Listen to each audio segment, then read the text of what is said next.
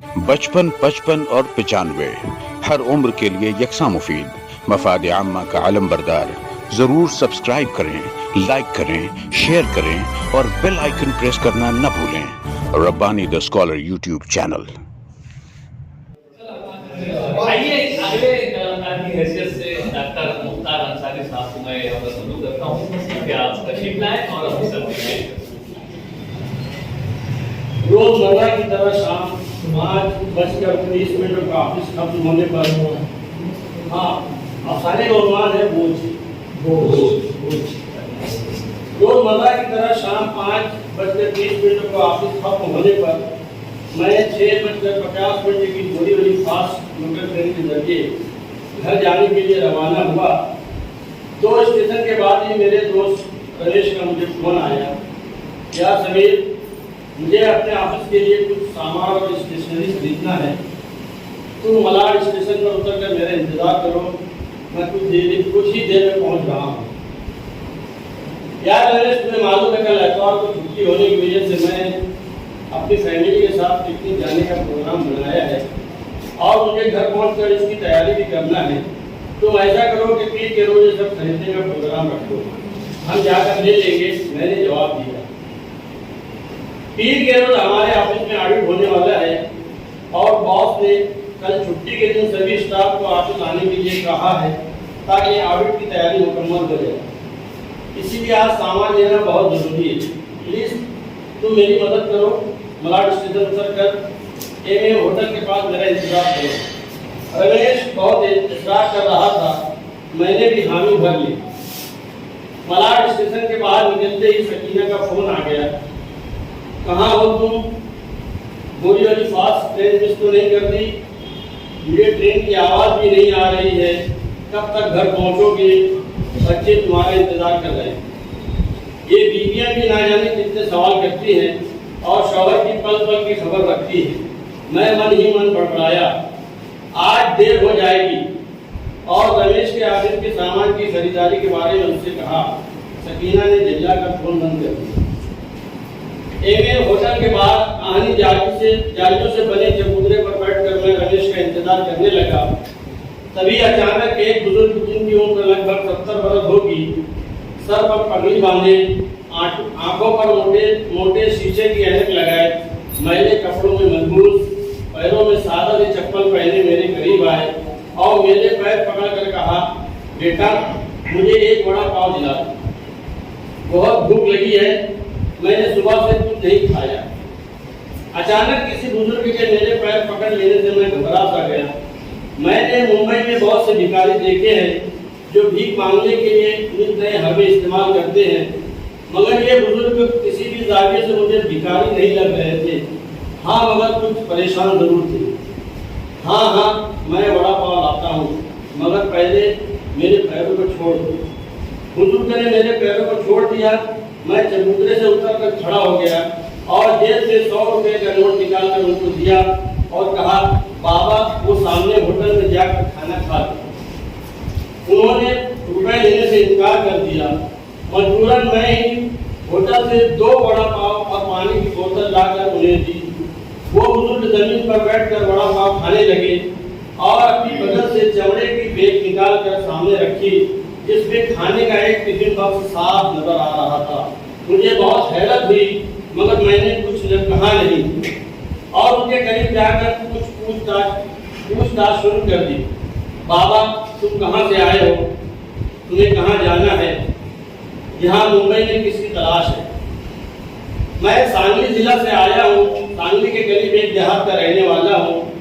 तुम्हारी उम्र का मेरा इकलौता बेटा यहाँ एक बड़ी कंपनी में इंजीनियर है।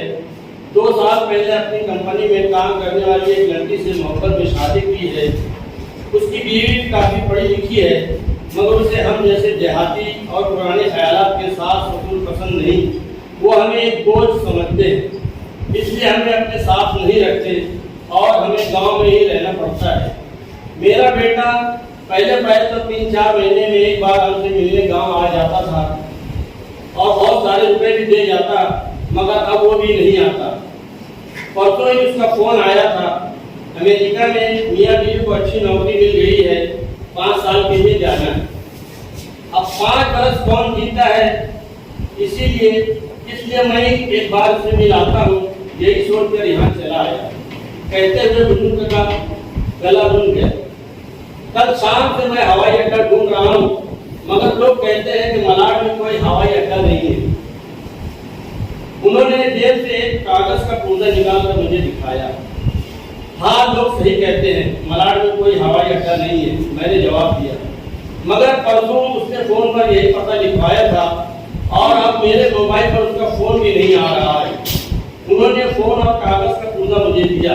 लिखा था छत्रपति शिवाजी महाराज हवाई अड्डा, एमए होटल के सामने, मलाड, पश्चिम मुंबई। मैं समझ गया कि बेटे ने अपने बाप को टालने के लिए गलत पता लिखवाया है। बाबा, तुम ही इसे फोन करके पूछ लो ना। मैंने कहा, बेटा मुझे किसी को फोन लगाना नहीं आता, जब कोई फोन आता है तो हरे रंग का बटन दबाकर बात कर लेता हूँ। उन्होंने कहा, मैं उनके मोबाइल में 2 दिन पहले आई हुई कॉल पर 2 मरतबा फोन लगाया, मगर दूसरी तरफ से कॉल काट दी गई। अब सब कुछ वाज़ेह हो चुका था। उनका बेटा और बहू इस हवाई जहाज में सवार हो चुके हैं और उनके सिंध से कभी वापस नहीं आएगा। मुझे समझ में नहीं आ रहा था कि बेटे का ये रवैया और फरेबदरी बात की समझ में नहीं आ रही थी, या सब कुछ जानकर भी अनजान बनकर उसे कबूल कर रहे थे। तभी रमेश ने पीछे से आवाज दी, बस कुछ ही देर में चलते हैं। मैंने कहा और दोबारा बुजुर्गों से मुखातिब हुआ, बाबा मुझे लगता है अब तुम्हारे बेटे से मुलाकात न हो सकेगी। उसका जहाज अमेरिका के लिए रवाना हो चुका होगा। अब तुम अपने गांव वापस चले जाओ, तुम्हारी बीवी तुम्हारा इंतजार कर रही होगी। ये सुनकर बुजुर्ग की आंखों से आंसू जारी हो गए। चमड़े की बैग से टिफिन का बक्स निकालकर मेरी जानिब बढ़ाकर कहा, इसे अब तुम रख लो। क्या है इसमें? मैंने पूछा। बेसन के लड्डू हैं, मेरे बेटे को बहुत पसंद है, इसीलिए गांव से आते वक्त इसकी मां ने तैयार करके दिया था। अब मेरी आंखों में भी आंसू आ गए। बेटे की तलाश में भूख से बेहाल, मुझसे एक बड़ा पाव खाने का सवाल करने वाला बाप अपने बेटे की मोहब्बत में टिफिन बक्स से एक लड्डू भी निकाल कर खा ना सका। जाने कैसी मोहब्बत है। मैंने टिफिन बक्स और सांगली के लिए टिकट के पैसे उनके हाथ में रखे और रमेश के साथ आगे भीड़ में निकल गया। देर रात तक बिस्तर पर मुझे नींद नहीं आ रही थी। मेरे जहन में बार बार एक ही सवाल आ रहा था कि बेटा जिस बोझ को छोड़कर बैरून मुल्क रवाना हो गया है, क्या वापस आकर कभी इस बोझ को उठा पाएगा? बोझ नुआन से हम सारा पेश कर रहे हैं। डॉक्टर मुख्तार अंसारी साहब, उस पर जो सावधान तबसरा करना चाहते हैं।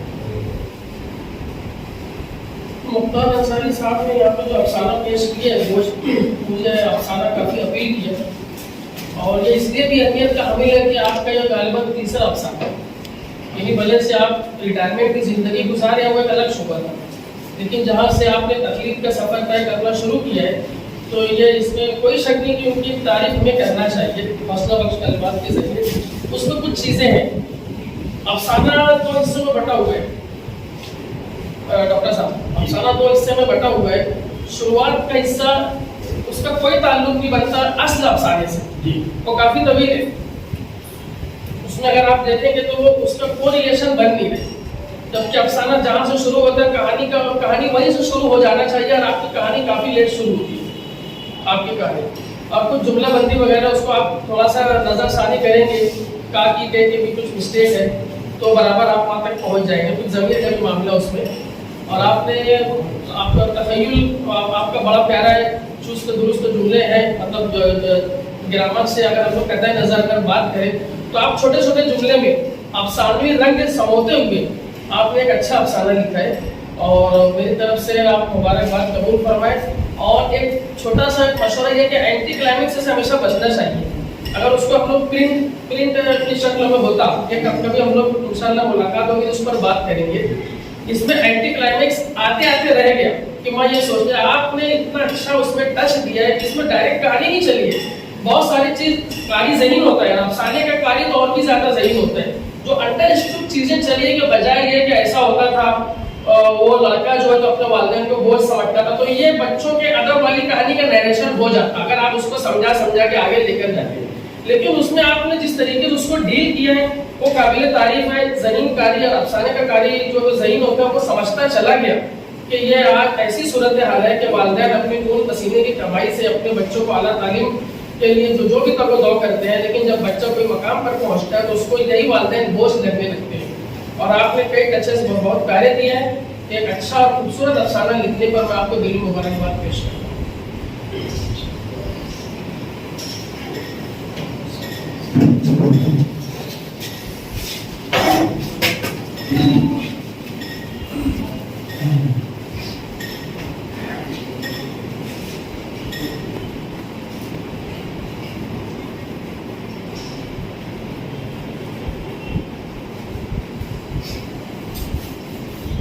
और कोई साहब तबसरा करना चाहें?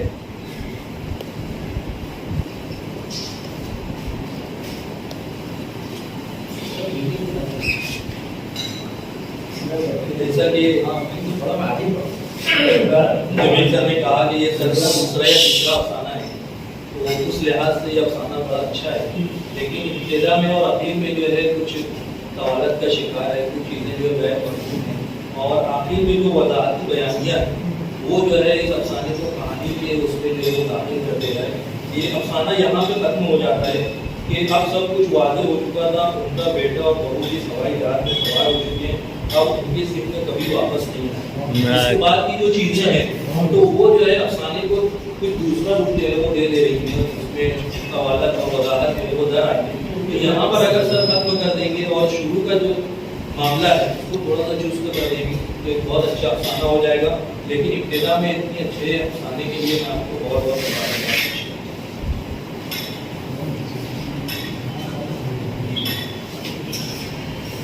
बहुत धन्यवाद।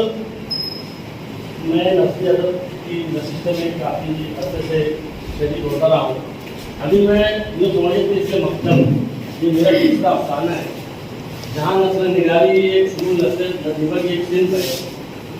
अब बात यह है कि मैं दूसरा 36 बरस 36.5 बरस तो मुतलिक रहा हूँ मैं।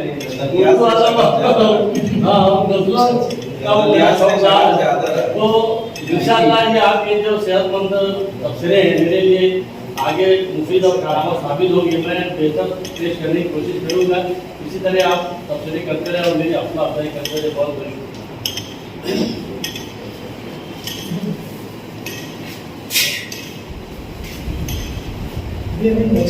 सुल्तान अंसारी साहब ने जो अफसाना बयान हमारे दरमियान पेश किया, इसके अंदर जो समाज में आज अलमिया जो चल रहे हैं, अपने वालिदैन के साथ जो भी सलूक किया जाता है और उन्हें ओल्ड एज हाउस में डाल दिया जाता है, तो उसको बड़ी खूबसूरती के साथ पेश किया। मगर उसमें मुझे एक चीज़ जो मुझे समझ में आई कि सर ने जो पूरा अफसाना बयान किया, जो उसमें इमोशनल मोमेंट है, लास्ट में जो उन्होंने कहा कि बेसन के लड्डू जो है मेरे बेटे के लिए थे, ये अब तुम खा रहे हो। तो जो सामने जो सुनने वाले और जो पढ़ने वाले लोग जहाँ वो इमोशनल होते हैं वहीं पर कहानी जो एंड हो जाती है। खत्म। इसमें कुछ 2-3 और टचिंग मोमेंट अगर डाल दिए जाए तो कहानी और दिलचस्प हो जाएगी, उसमें एक जान पैदा होगी। ऐसा एक मेरा छोटा सा विषय है।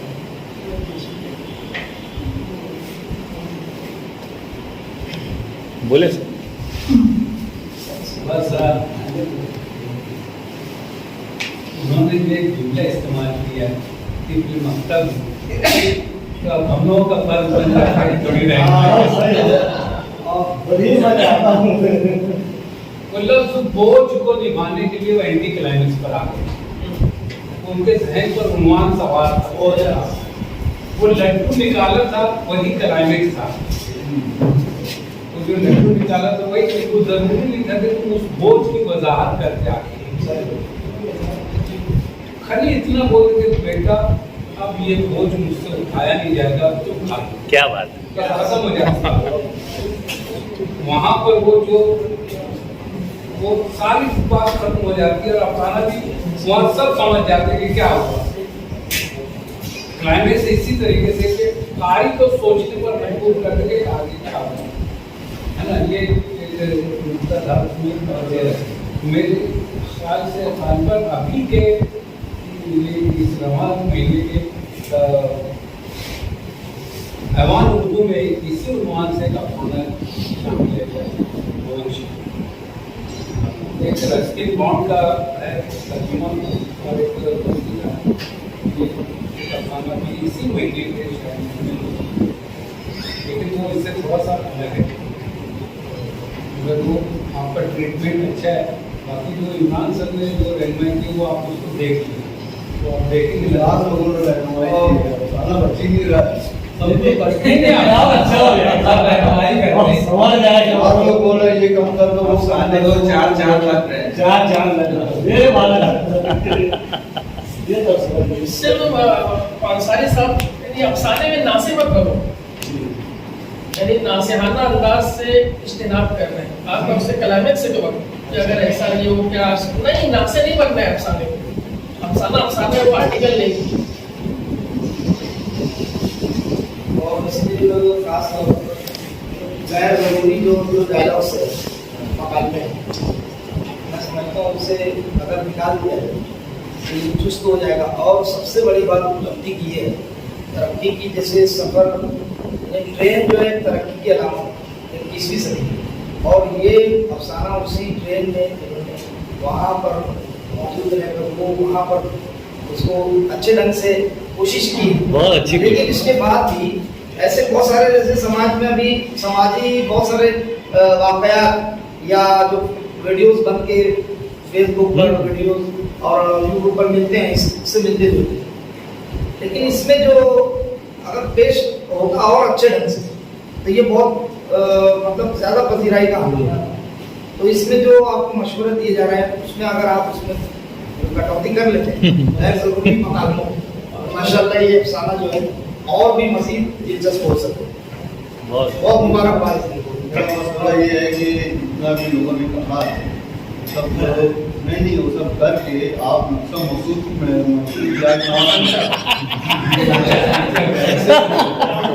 अफसाने का अफसानचा हो जाएगा। ठीक है।